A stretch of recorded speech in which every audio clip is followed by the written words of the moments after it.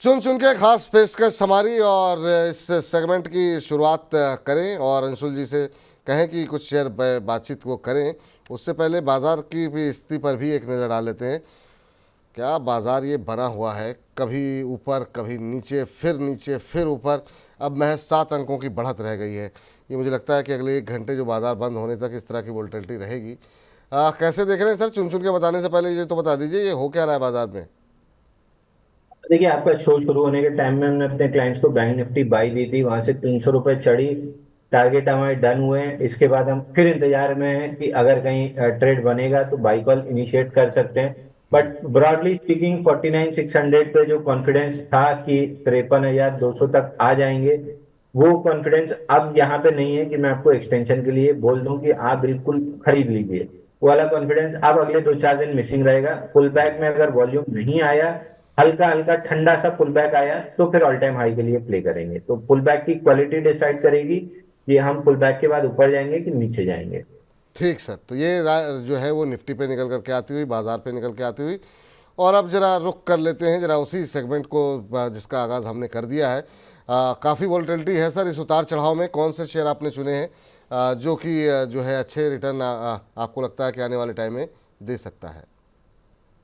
देखिए, मैं एक चीज पहले रिपीट कर दूं कि ये समय मिड कैप स्मॉल कैप के लिए नहीं है। अगले होली तक तो मेरे को नहीं दिख रहा कि इनमें कोई पूरी मार्केट ब्रेथ पलटती हुई दिखेगी, तो आप लार्ज कैप्स में ज्यादा रहिए। लेकिन एक थीम डेवलप हो रही है प्री बजट रैली की। जी। इसमें जिसमें सबसे ज्यादा स्ट्रेंथ है वो फर्टिलाइजर और पेपर काउंटर है। पेपर में ऑलरेडी थोड़ा सा रनअप हो गया है, तो कंसोलिडेशन का वेट करेंगे। जिसमें बड़ा रनअप नहीं आया है वो है फर्टिलाइजर सेक्टर। चंबल फर्टिलाइजर बार बार 540 रुपए के स्तर से फिसल रहा था, उस लेवल को वापस अप्रोच किया है। तो 1 से 2 दिन वेट कीजिए, 540 के ऊपर क्लोज होने दीजिए। करंट मार्केट प्राइस पे नहीं लेना है। 540 के ऊपर क्लोज होने का वेट कीजिए, उसके बाद चंबल फर्टिलाइजर लीजिएगा। प्री बजट रैली में आपको 625 तक के लेवल मिल सकते हैं। 583 के आसपास एक रेजिस्टेंस है एक्सटेंशन का। तो 583 पे या तो प्रॉफिट बुक कर लीजिएगा, या फिर मौका मिल जाए तो दोबारा सवाल पूछ लीजिएगा, क्योंकि 50-50 चांस है कि उसको निकाल देगा और 625 तक चला जाएगा। तो मैं 583 का टारगेट दे रहा हूं, लेकिन मेरा व्यू 625 रुपए का है। स्टॉप लॉस आपको 510 रुपए का क्लोजिंग बेसिस पे लगाना है। खरीदना 540 के ऊपर ही है, प्रिएम्प्टिव बाई मत कर लीजिएगा। एक ही है सर आज? आज के लिए एक ही रहेगा सर। अभी बजट हम जैसे दिसंबर का महीना कम वॉल्यूम वाला होता है, एफआईआई गायब हो जाता है। दूसरा बजट बढ़ रहा है, तो थीम थोड़ा सा संभल के प्ले करेंगे। नहीं नहीं, बिल्कुल बिल्कुल, ये अच्छी बात है कि मतलब जो है नुकसान नहीं होना चाहिए। तो फिलहाल चंबल फर्टिलाइज़र, ये जो खाद पानी जो से जुड़े जो शेयर हैं, वो आपको जो है बाज़ार को भी थोड़ा खाद पानी मिलता रहे, वो ज़रूरी है। और आपके पोर्टफोलियो के लिए खाद पानी का काम करेंगे ये शेयर। 535 पे नहीं खरीदना है, 540 जब क्रॉस कर ले उसके बाद ख़रीदें। थोड़ा सा 2-4 रुपये ऊपर खरीदें, थोड़ा महंगा खरीदेंगे लेकिन आपको अच्छे रिटर्न वहाँ पर देखने को मिलेंगे। स्टॉप लॉस का अवश्य ध्यान रखें 510 के आसपास। 583 के लक्ष्य के लिए खरीदारी करनी है आपको, लेकिन 583 पर एक रुकावट है।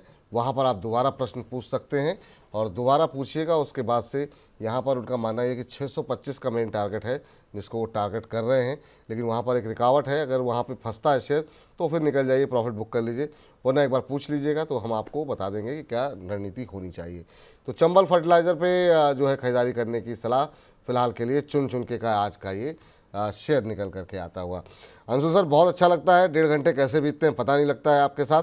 और अभी भी देखिए 1600 के आसपास ज़्यादा दर्शक जो है वो आपको सुनने के लिए, देखने के लिए बैठे हुए हैं लाइव में। तो थैंक यू, बहुत बहुत धन्यवाद आज की इस चर्चा में जुड़ने के लिए, तमाम दर्शकों के प्रश्नों के उत्तर देने के लिए। और अगले हफ्ते फिर आपसे मुलाकात होगी। और धन्यवाद आपका। अब कार्यक्रम को समाप्त करते हैं। कोई डिस्क्लोजर आप देना चाहेंगे सर? देखिए, रिलायंस छोड़ के कोई भी स्टॉक मेरे पर्सनल पोर्टफोलियो में नहीं है, लेकिन जेएसडब्ल्यू इंफ्रा हो गया, जियो फाइनेंस हो गया, ये बहुत सारे क्लाइंट्स और फैमिली के पोर्टफोलियो में लॉन्ग है। लॉन्ग टर्म के लिए आज से ट्रेडिंग बेट नहीं है, मतलब 2 साल 3 साल होल्ड करने के लिए आज से, क्योंकि ये प्रॉफिट मेकिंग कंपनी है और धीरे धीरे ग्रोथ इनमें आ रही है, तो इनको थोड़ा लंबे समय के लिए छोड़ना चाहिए। बाकी क्लाइंट के पोर्टफोलियो में बहुत स्टॉक्स हो सकते हैं, मेरे और फैमिली के पोर्टफोलियो में यही स्टॉक्स हैं।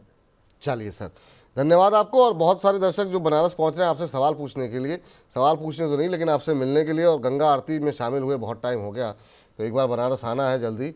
तो जब भी आते हैं तो सर आपसे फिर विस्तार पूर्वक जो है तमाम विषयों पर चर्चाएं होती हैं सर। तो जरूर सर, स्वागत है आपका।